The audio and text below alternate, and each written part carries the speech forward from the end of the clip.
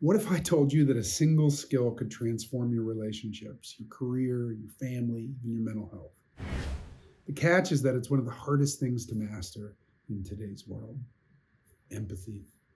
It's not just a buzzword, it's a game changer.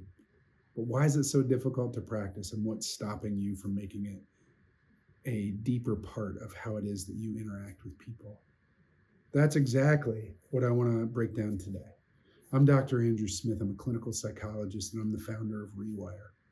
Over the years, I've worked with people from all walks of life in a lot of different settings, from veterans to young professionals, to physicians, to first responders, to college students, to couples and families. And if there's one thing that I've seen over and over, it's this: when people in relationships struggle, empathy is at the heart of that. And it's one of the most underdeveloped and underutilized capacities that we have that we can really tap into.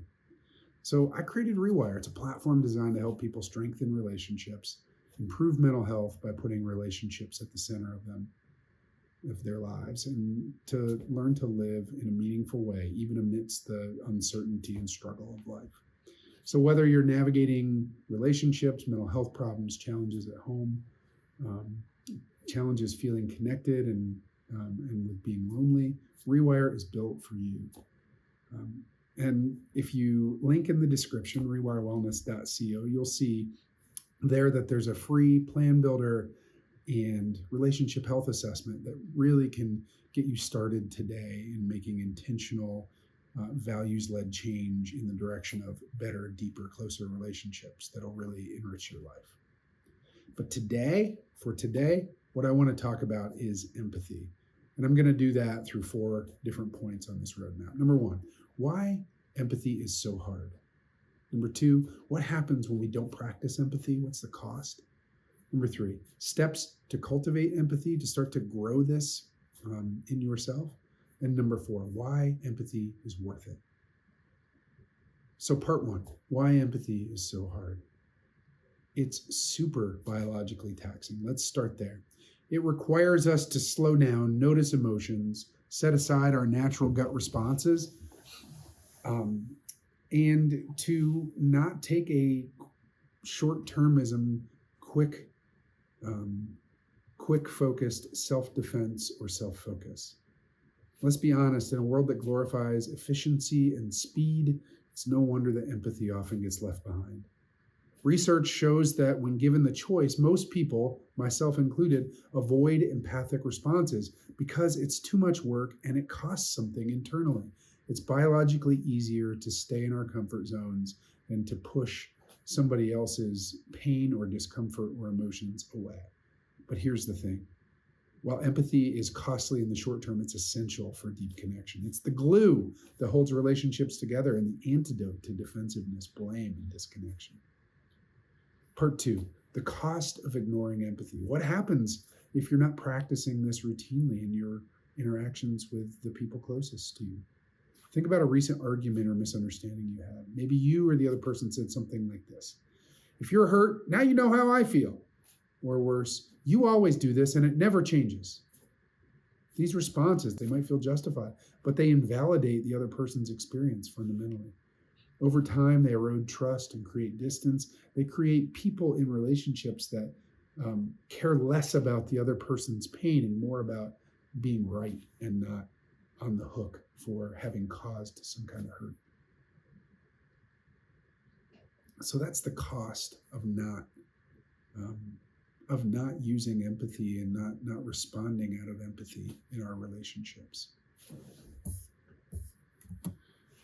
So let's move to part 3, steps to cultivate empathy. Good news, empathy, it's a skill you can actually develop, or a capacity that you can bring out in yourself. Sure, there's a very small percentage of our population who has a biological problem with empathy. They're called psychopaths, the condition of psychopathy. But most of the rest of us, even if we're not acting out of empathy routinely because life has gotten busy or relationships have soured in ways that feel really hard to pull back, we have this capacity. We just need to find it and build it. So here, let's walk through sort of the the the component parts of starting to find and utilize your empathy in relationships in a healthier way. Number one, notice your emotions. The first step in almost any kind of change, especially when something as challenging as empathy is on the table, is mindfulness. Recognize when you're feeling defensive or reactive or having a response to someone. Number two, pause before you respond. Make it your habit to take a deep breath and hold back that gut reaction. Or if you have impulsively exhibited that gut reaction, repair, take responsibility, and ask for an opportunity to step back in to hear more of the other person's experience. Number three, ask questions. Get curious. Say, can you help me understand how you're feeling a little bit more? And don't just accrue that information so that you can win the argument later. Number four, reflect back. Repeat what you hear. For example, so if I'm understanding correctly, I think you're feeling hurt, or you're saying you're feeling hurt because I wasn't listening to the hard thing that you experienced today.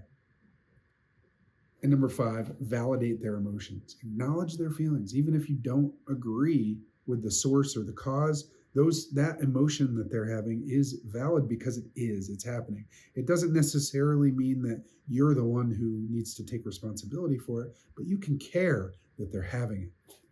Okay, let's move to part four. Why empathy is worth it. It's not just about improving relationships, it's about aligning with our values.